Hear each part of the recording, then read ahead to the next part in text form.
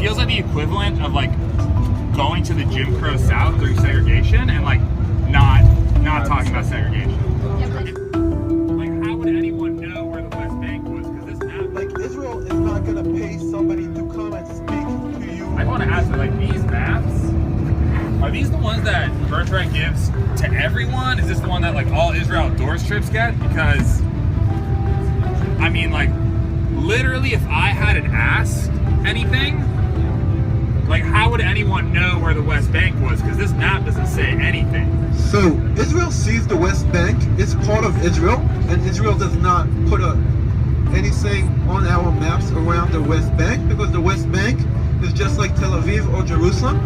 I mean, literally, like I said, erasing Israel, the fact that Palestine even exists, though.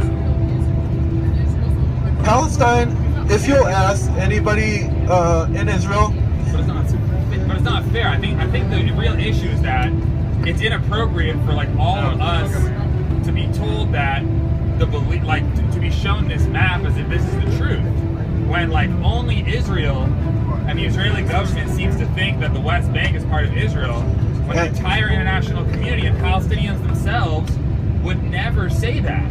And the reason is because the people who live there can't vote, they're under military occupation, their water is being controlled by somebody else and they can't get enough access to it. And I mean, their lives are made like a living hell because they can't even like see their families in Jerusalem. They can't get to other cities because the roads are constantly controlled and they have to go through all these checkpoints.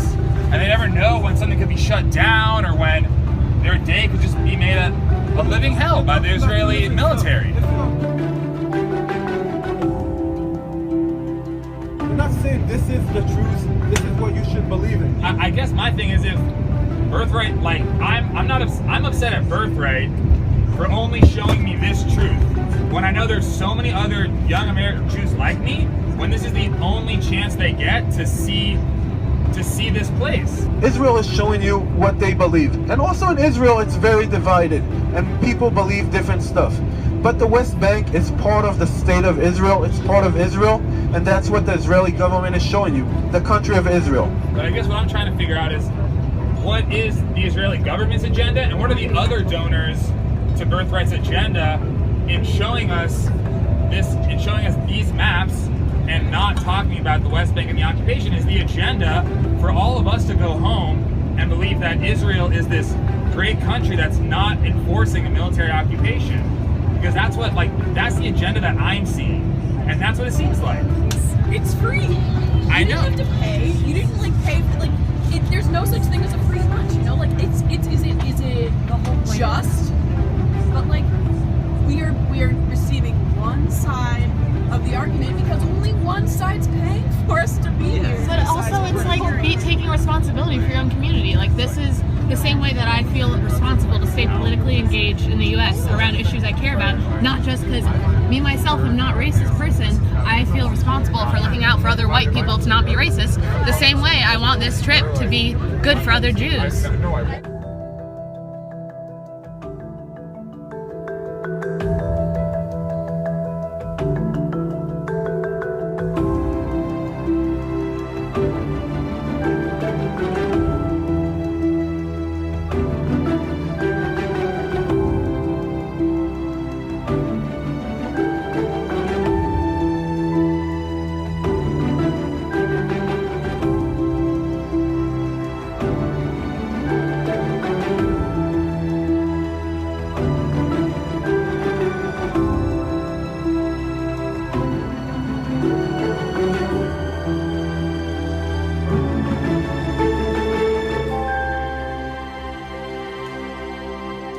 I think social change is possible. So.